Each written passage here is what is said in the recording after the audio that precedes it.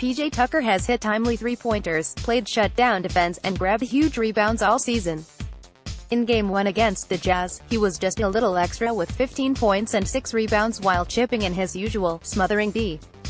None of it was a surprise. Outside of James Harden, there has not been a more consistent presence in Houston this season. His shooting wasn't a surprise, as he hit his first three-pointers to help the Rockets storm out to an early lead they wouldn't relinquish. He hit better than 37% from deep this year, better than everyone but Chris Paul and Ryan Anderson on the Rockets this season. His defense wasn't a surprise. He was second in most defensive metrics on the team behind Clint Capella, statistically speaking, one of the best defensive players in the league, and his insertion into the starting lineup after Anderson went down keyed the surge in defensive efficiency for the team in the second half. At the All-Star break, they were hovering around the 10th best defense in the league. They finished 6th. Tucker's rebounding wasn't a surprise.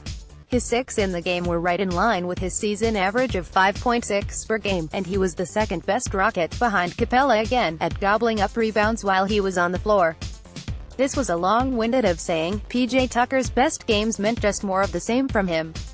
Jonathan Fegan wrote a great piece this weekend about PJ Tucker and the man after whom he patterned his game, Mario Elie.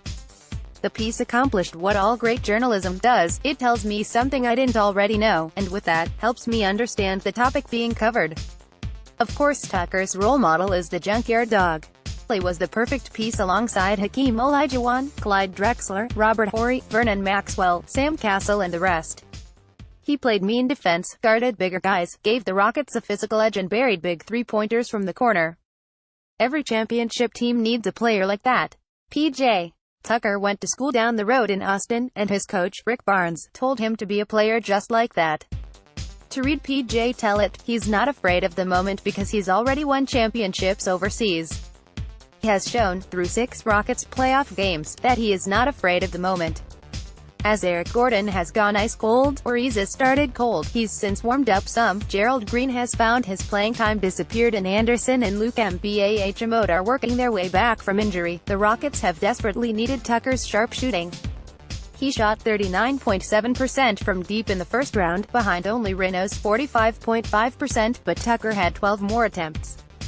While Capella has been revelatory in the middle so far, Tucker deserves a huge amount of credit for neutralizing Karl-Anthony Towns and Gobert in Game 1, considering how often he's battling with them inside. He hasn't fouled out in any game either, and while he doesn't block many shots, his move ability down low forced Towns into fading jumpers rather than layups off the glass. He will be asked to do more against the Jazz, and he answered the bell in Game 1. The Jazz start Gobert and Derek Favors, 2 big men to whom Tucker gives up at least 5 inches. PJ is used to guarding much bigger guys, but Favors is not nearly as comfortable stretching himself out to the three-point line. Tucker was wide open in the corner, where he's deadly, multiple times. The Rockets will continue to find him there, and he has to continue taking, and making, those shots. What was most impressive in Game 1 were the 2 drives to the hoop PJ made from the perimeter, using a pump fake and finishing expertly. It was jarring to see because it almost never happens, but he has such a quickness advantage on Favors and Jonas Jerebko that he should be able to get all the different shots he wants. If the Rockets get past the Jazz, Tucker will be even more indispensable. He'll be asked to guard Kevin Durant, Draymond Green and Andre Iguodala in different lineups, and Warriors possessions with rebounds and hit shots that might be a little less open than they were against the Wolves and Jazz. He is unlikely to shy away from those moments, if his history is any indication.